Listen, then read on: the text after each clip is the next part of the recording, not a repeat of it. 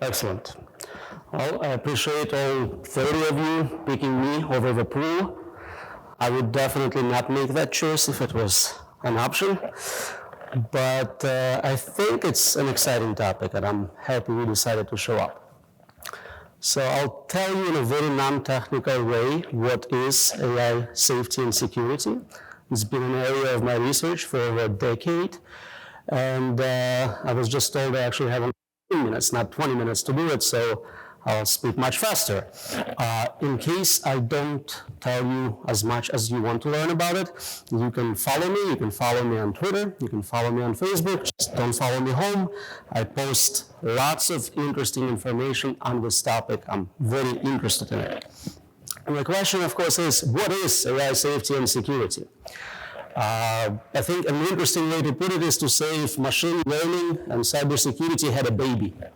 That's what we would end up with. It's a science and engineering aimed at creating safe and secure machines. And it's particularly interesting because progress in AI research is becoming more and more exponential. We're getting more and more amazing developments. It used to be that you had to wait a couple years to see something cool. Now it's a couple months, couple weeks, sometimes a couple hours. So what I think might happen is eventually we'll get to human level performance. And people, of course, disagree on how soon we'll get there.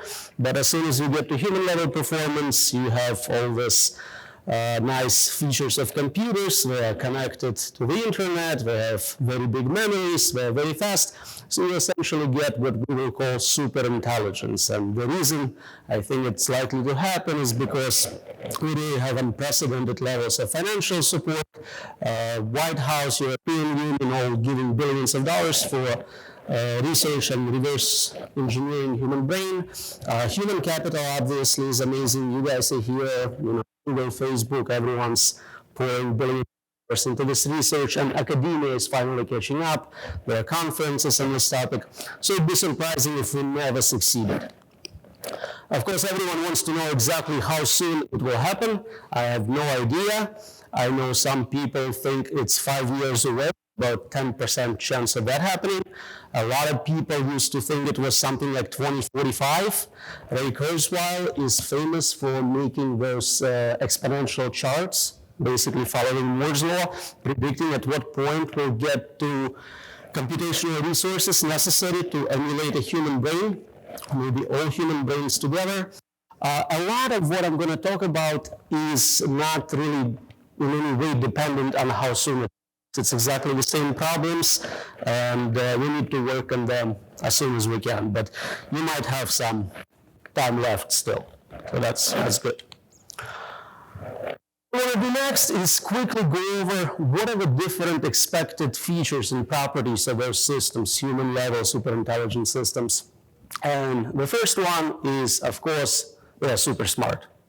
What does that mean? We already see narrow AI in specific narrow domains be better than any human. Let's say playing chess. There is a situation where we'll never have another human being who's a world champion chess player. Right? Machines overcame us, and they're just getting better and better. And with the same situation with other games, we're starting to see it with self-driving cars. They're becoming, on average, statistically safer than a typical driver. And what we expect is that this is going to happen not just for narrow domains, but for general intelligence, meaning any domain of human expertise, including science and engineering, which, of course, includes ability to design next generation of computers, next generation of AI. Complexity of those systems also exponentially. So here's a picture showing instrument panel for a modern airplane. And this is essentially just a GUI interface to the autopilot to all the code behind the airplane. And it's so complex, even experienced pilots get confused. They no longer fully understand what is going on. They haven't exercised all the code behind it. And so we're starting to have accidents as a result of that. Another property is speed of those machines. We all know that computers are faster than us. What I mean in this context, what is known as ultra-fast extreme events, where a system controlling the environment can make changes to it so quickly you cannot react live. You cannot detect that something is actually happening.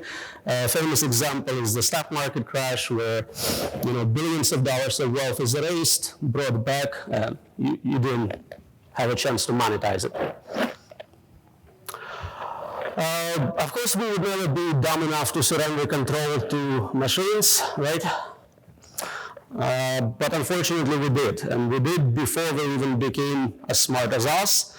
Most of stock market trades are done by bots.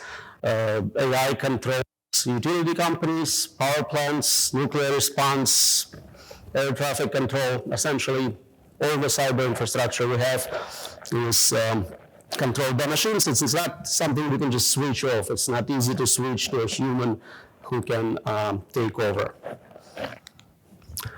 My background is specifically in cybersecurity. I run our cybersecurity lab, and I have a lot of interest in computer viruses. As a result, of course, what happens when you combine human-level AI with that type? Cybersecurity experts know that the weakest link is always humans. If you can do social engineering attacks, you don't have to find actual bugs in the system. And so we're starting to see, just in general, because of proliferation of devices, amount of devices out there, impact is increasing, number of hacked devices, hacked accounts is increasing. And with modern AI systems capable of generating human-level conversations, deepfake videos, audios, pictures, it's becoming harder and harder even for professional cybersecurity experts not to click on that link when your boss or your spouse or someone you trust completely tells you to do so. And all you need is to penetrate one account, right, to get access to the system. So that's definitely getting a little more concerning. What I do in my research, I try to investigate what are the different ways we might get in trouble with those systems, what are the ways AI can be pre-deployment, post-deployment, and of course, there are problems which are typical of any software. You have bugs in the code, you have problems with design, data is not cleaned appropriately, and there are some unique problems we anticipate with those human-level intelligence systems. As self-improvement process, the system can rewrite its own code, can continue learning and operating in new environments, and of course the biggest problem I see, malevolent, purposeful design. So same people who right now design computer viruses would be very interested in having access to this technology where they can just add their own malevolent goals to the system. And it's strictly worse because you still have all the other problems, right? You still have bugs in the code, viruses have problems where they misbehave even by the designer standard, but you also have this additional malevolent payload. So who can potentially be an attacker in this scenario? If AI is available as a service, you just add your own goals, really anyone, not just big governments, not just military, crazy people, cults, really anyone with any malevolent intent can be a potential problem actor. And what they can do is only limited by the imagination of those smarter than us machines, right? I can give you some typical scenarios for what I think they might do, privacy violation, resource depletion, but really the concerning aspect is what is known as unknown unknowns, things we cannot predict because we ourselves are not super intelligent. And so it's not something we can anticipate in advance. Oh, the pool closed, that's good. So the good news is a lot of people realized there is a problem and we need to work on it. Historically, we had hundreds of thousands of people working on developing more capable AI and very few people working on making AI safer and more secure. That started to change. Nick Bostrom had a best-selling book on superintelligence. How many of you heard of it? Seen it? Oh, awesome. Okay. So that kind of started this whole movement. There are now research centers at many top universities dedicated to that problem. Google has a safety team, OpenAI. So that's very encouraging. What I did in my work initially was to try and understand what can we do, what have people suggested as a response to this set of problems. And I did a survey of all the literature we could find at the time on how to deal with unsafe AI, unsafe machines. We found about 300 references, summarized them, classified them. I obviously don't have time to tell you about all of them. I'll give you some interesting highlights, and you can read a lot if you're interested. All those papers are available for free.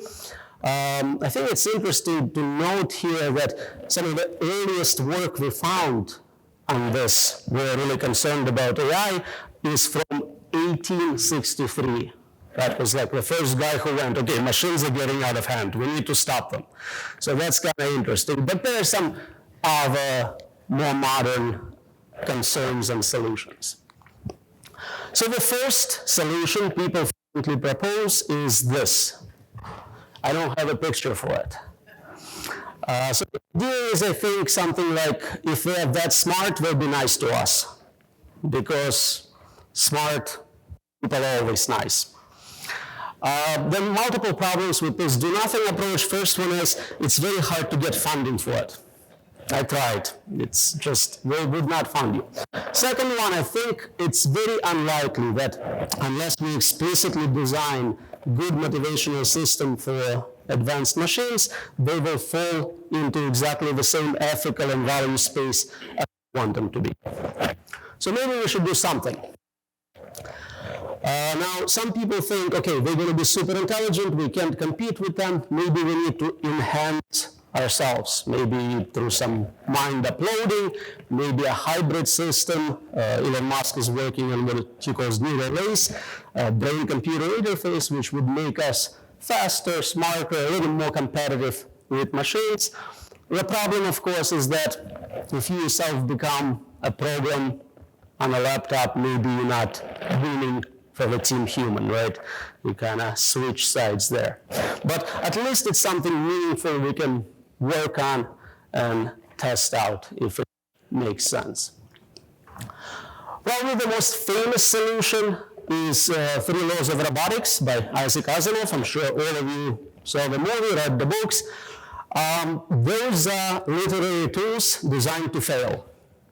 If you read the books, they all fail. They are contradictory, ill-defined, and not really applicable in real-life situations. And you can increase the number of rules from 3 to 10, whatever, still doesn't work. We tried 10. So if you remember anything from this presentation, remember that 3 laws of robotics will not save us. Things which might be useful and might work, and things I look at in my research, is formal verification. We're actually pretty good at verifying important software. If something is mission critical and it's deterministic, we know how to mathematically prove that it follows design guidelines. The problem is no one really knows how to do it for systems which are not deterministic, which work in novel environments, learn, change, make decisions, and at a level which we are not smart enough to evaluate. So that's an open problem in that space. If you're looking for something fun to do, figure out how to verify general intelligence capable agent as a homework assignment. Another area of research is similar to the type of work people do when they study computer viruses. We want to isolate the virus from access to the network, air-gap it, so you can study where it gets information from, what virus it tries to communicate with, without it being able to actually cause damage, or specifically in a context of AI systems, avoid any type of social engineering attacks. So there are proposals for protocols which limit communication channels, going in, going out, randomizing access, and so on. So it's likely to be a useful tool for studying those systems as we're developing them, it's unlikely to be a permanent solution. Any system smart enough to be called super intelligent will quickly figure out a way to fool you into releasing it. So I'll get to concluding slides. One thing I did is I collected all the accidents I could find in the literature. Now this slide goes to 2016. There are additional papers with all the extra accidents. I think we have a database of about 300 now. Partnership and AI took over that database and maintain it and increase it.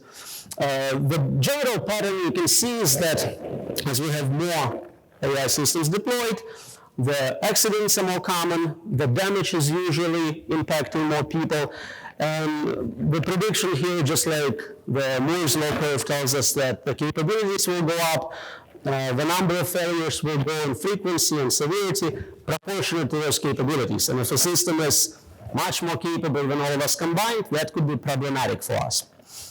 So that's kind of general trend and what you can expect.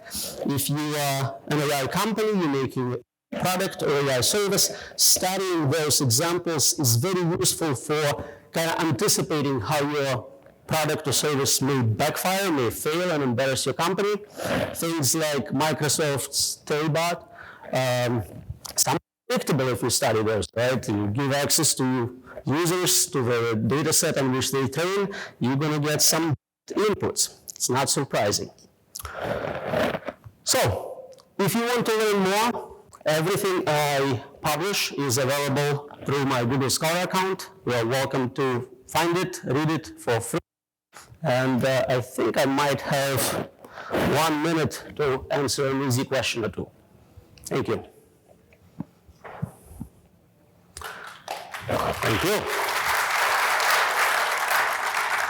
Make it quick, 1 minute. Really good question. How do you find my Google Scholar account? You Google Scholar Roman Yampolskiy. It's the first match for that, I promise. Excellent question. Anything else? If you don't want to download papers, buy my book. It's a great book. Highly recommend it.